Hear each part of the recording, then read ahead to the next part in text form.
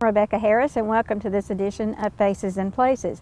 Today we are at the beautiful Moon Lake at Idlehour Park. We've got a lot of holiday things going on here in this area, but we've also got something that's very historic happening here in Phenix City. For the first time we have a coffee table version book of Phenix City, and it's called Yesterday's Memories and Photos. And Mr. Jim Cannon is my special guest today.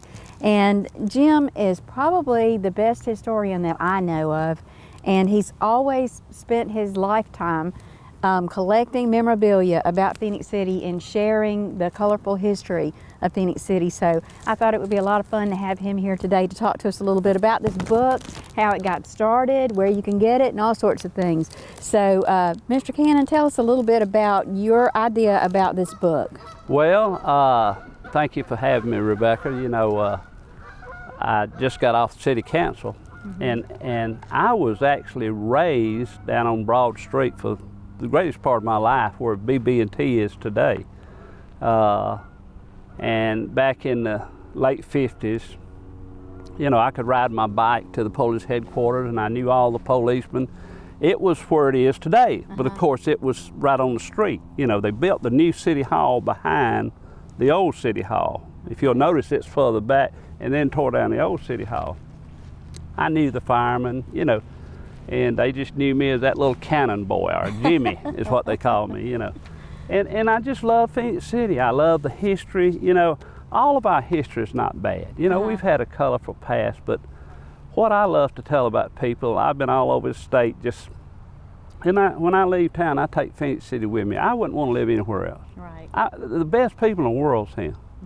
And, you know, we've got this beautiful park, as you just said, you know, and I guess probably, you know, somebody asked me some time back, and I have it in the book there. And this, by the way, this book is not a history book. Like you just said, it's a coffee table style book.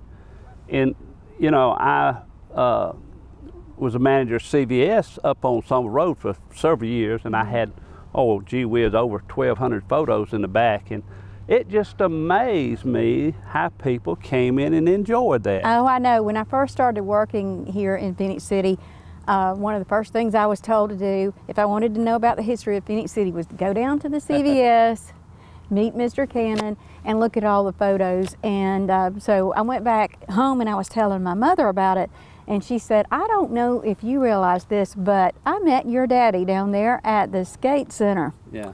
So there was actually a picture of the skate center there. So that was very exciting to me to be able to see that.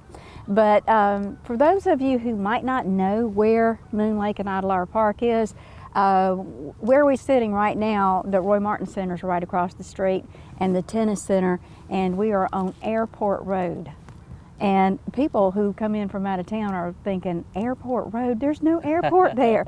So tell me about why this road is named Airport Road. Well, where we're sitting right now, right across the street, which today is the Art Center, that was a terminal for the airport.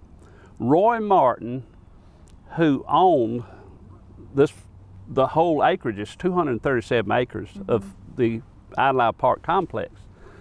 And he owned that. I mean, he owned everything. And he owned the Martin Theater chain. You know, it was huge. He got killed in 1947 in Louisiana. And so we'll talk about that a little later, about how we acquired it, the city, I say we acquired it. But the airport was right across the street where the Art Center is. That was a terminal building. You know, next time you go by, just look on both sides and you'll see the stairs that was going up to it. And people sat on top and saw the planes come in. Of course, it wasn't where jets could come in, anything like that. Matter of fact, Mr. Martin and several others kept their planes in a hangar down here. The concrete slab is still there. We tore the hangar down, the city did, gee whiz, I think it was back in the late 80s. So after it was the airport, then what did it become? Well, after it was the airport, it was the WPNX. Mr. Roy Green, who owns the cable company and our newspaper in town, and you know, let me just say this, Rebecca, if I may. You know, Mr. Green has done so much for this community, and I just want to throw that in that people don't know. But irregardless, he operated as WPNX radio for years and years, and then it sat vacant for years, and then other artists came in, and the city gave them that building. It belongs to the city, and for like $1 a year for artists and so forth. But then that didn't work out for some reason. But the ones that's there now, it's just doing a great job. Yes, I and now mean, it's the Dale and her Arts crew. Center. Yeah, Yes. absolutely. And that's why this is called Airport Road. right. That's fascinating to me because, you know, Mr. Ronnie Jones, who worked there, told me that Alabama was there and a lot of other famous country artists came through because back in the day they used to actually go into the radio station and just beg them to play their songs, and he did. So that's really neat. But so many other historic things happened here on this property here at Moon Lake. Tell us a little bit about some of the things that you remember. One of the things that the city's doing right now is we're going to have a carnival December the 10th down here, and it is going to be from 3 until 9 o'clock. And we have people from all over telling us that they're so excited that we're doing that because they remember when they were children, they used to come down here and it was a Christmas tradition for them to come. Tell us a little bit about what it used to be like. Well, it was a tradition. I know when my oldest son went off to college, you know, he went away to college, and when he had come home, it was a tradition, you know, different organizations, churches or whatever would put floats up with their names on there. And you know, you came up with your family, you bought some hot chocolate, you walked around the lake and things like that. Out of all the pictures that I have, Rebecca, everybody has a Moon Lake story. I was telling Victor earlier that right over there on the dam, you know, well, the cars where you're walking around used to be a road where cars actually rode by there. But I've spent many nights up here in 11th, 12th grade, that sort of thing, me and some of my friends fishing all night. You know, it was safe and other things like that. But, oh, gee whiz, I mean, everybody has a story about one of my favorite stories is they drained the lake back in the 80s. Yeah, and I've got photos of that. When they drained the lake, right out here, they found a truck in the lake. And nobody even knew it was missing. Yeah, but I've got photos of the lake when it was drained, you know, and so forth. But where you come up here to feed the ducks or whatever, you know, everybody has a story about. As a matter of fact, when I was a kid, and I say that in the book, I was up here every Sunday, me and my friends, and I lived, like I say, downtown, what we would call on Broad Street. And, you know, we would hitchhike. We would just start out hitchhiking out Sumble Road, and we'd just be walking and holding our thumbs out, and we always got picked up. We always spent every dime we had. And I remember the bus driver, you know, the buses run every 20 minutes. This was the South's largest amusement park at one time and had a sign up here stating that. But the buses back to town run every 20 minutes. And the last bus at night, before they discontinued running the buses, the bus driver would come down to the skating ring inside. And he would yell out, last bus, and it would be probably 5 minutes, you know, before the last bus left. He would make sure everybody got on. And, you know, I'd be done spend all my money, my buddies would, but somebody would always give us money to get back to town. We never worried about that. No, you know, yeah. Well, you know, we've mentioned the skate center, and there was a lot of other things going on down here that there's pictures of in the book here. I know that we've talked about the zoo, and I was looking at a picture in the book a little while ago of an elephant. And you said that there was a really good story about this elephant. Will you tell me that story? I will. Here Yeah, it is, right here. That was a elephant here at the park, and this was a work elephant. And by a work elephant, I mean, you know, it actually. I've got some photos where the carnival people set up down here behind the hangar, and they lived in trailers and that sort of thing. And they would run different concessions, you know, the Ferris wheel or whatever. Now think about living in a town where you got the South's largest amusement park. Well, was the carnival here all the time? All the time. So they lived here all the time? All the time, 365 days a year. They would come and go, different ones. But they lived here all the time. And talking about this elephant though, he was part of, belonged to somebody, I assume, you know. But his name was Bimbo, and he was a pet. And he would actually walk up see the little girl on the elephant. He would walk up Mr. and Miss Childs, that's their youngest daughter, and they run, of course it's gone now, but it was a little convenience store type, grocery store, up right in front of the stadium, right to the left of the stadium. And that elephant would go up there and open the door with his trunk, and they would give him a candy bar, you know, take the paper off, give him a candy bar, and he'd put it down, and then he'd come back down. Now think about that, living in a town where you see an elephant just walking down, you know, walking back down to the park. But, and like you said, we had a zoo with alligators and deer and, oh gee whiz, had everything. Had a bear. Yes, I've seen pictures of the bear. Yeah, old Joe. And as a matter of fact, can I tell you a quick story about Joe? Yes. Well, when, you know, and actually where they kept the meat to feed all these animals was under the seats on the visitor side of the stadium, where the visitor side is today. And they kept all of that under there, but Joe was so old, and they give these animals away and sold them to different zoos or whatever. But Joe was so old that nobody wanted him. And so when they discontinued the zoo, they took Joe up to Lakewood Park, and he had a very small cage up there, and Joe died there. Oh. Yeah, died up at Lakewood, sure did. That was so sad, you know, I mean, you know. Well, we still have people calling our office at Parks and Rec wanting to know if we have a zoo here still. So the word was out there. I see pictures of paddle boats and of people skiing in the water and all sorts of things going on. What else happened down here at Moon Lake? Well, like you said, of course, back in the 80s, they tried to really revise the park. You know, you had mentioned earlier when you and I were talking about Friends of the Park that later on and so forth, but in the 1980s, they put paddle boats in the park.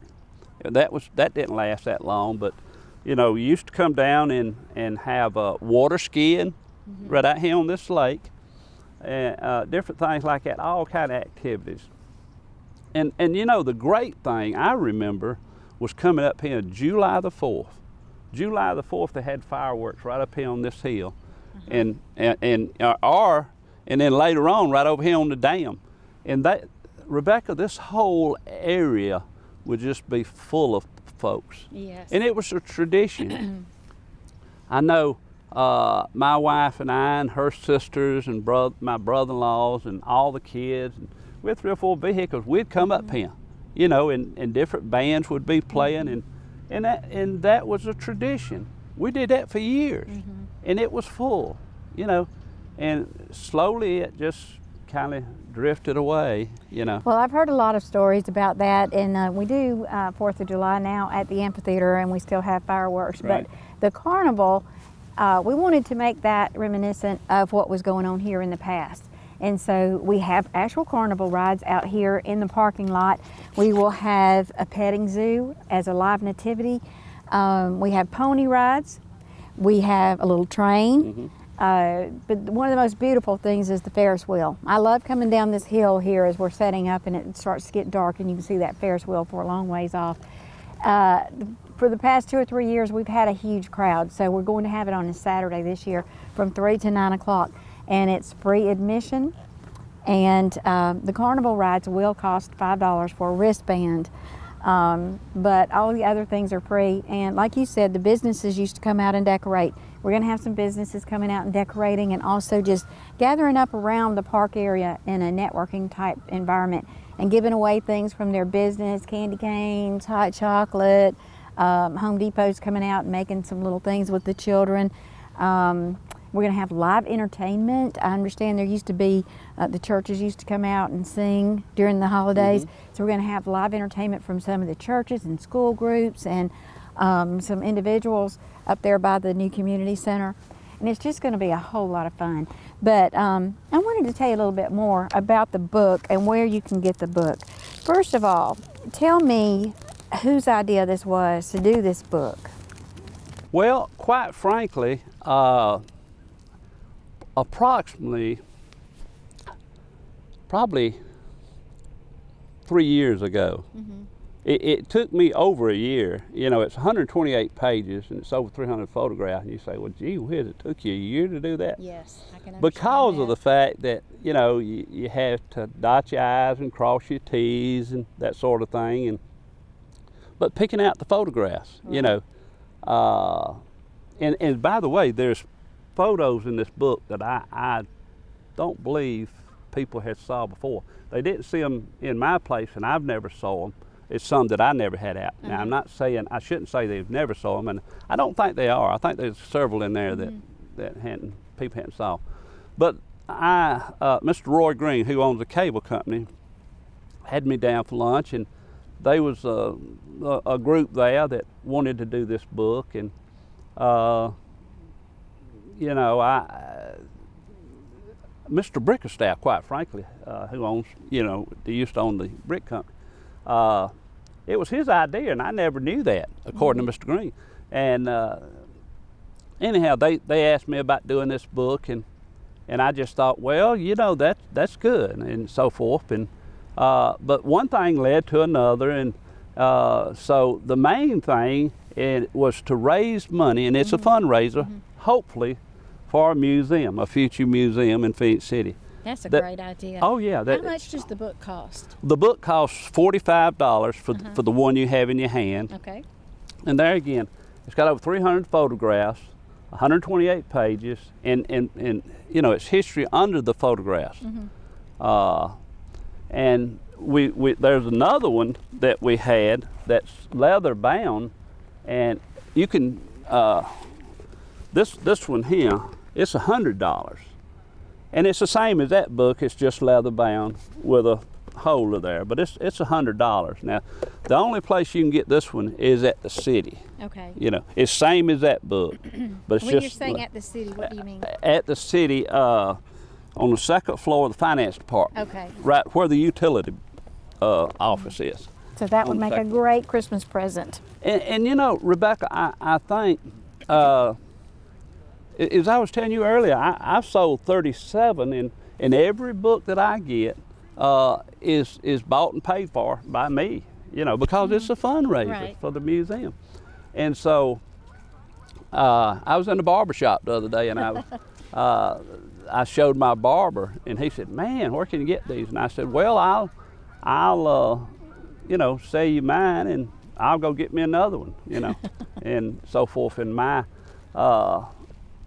all of my kin folks wants one, and that sort of thing, and they've got one.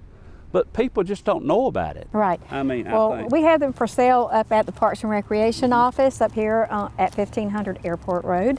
And where else can people purchase them? Also, as I was saying, the utility office on Broad Street. Okay. They have them, and the library has them.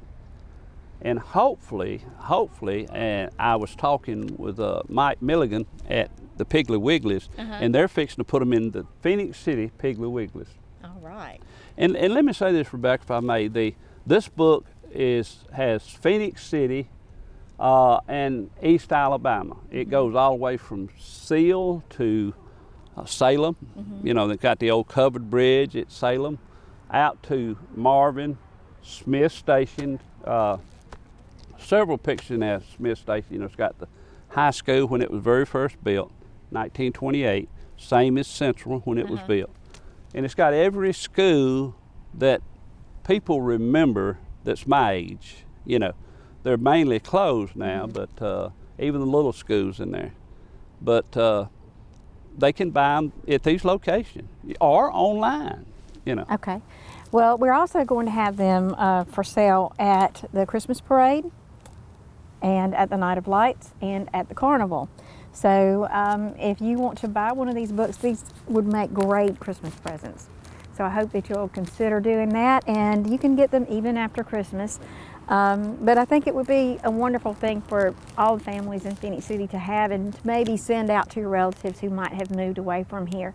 It's a beautiful project, and it's for a wonderful cause for us to get a museum started here in Phenix City to preserve our past and to educate our young people about what a fascinating place Phenix City, Alabama is.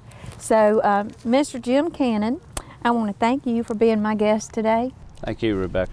And again, I want to thank Cable TV of East Alabama, Beam, for doing this show, Faces in Places, where you never know whose face you'll see or which place will be. As we said today, we are at the beautiful Moon Lake. So hopefully you'll have a wonderful holiday, and we'll see you next time.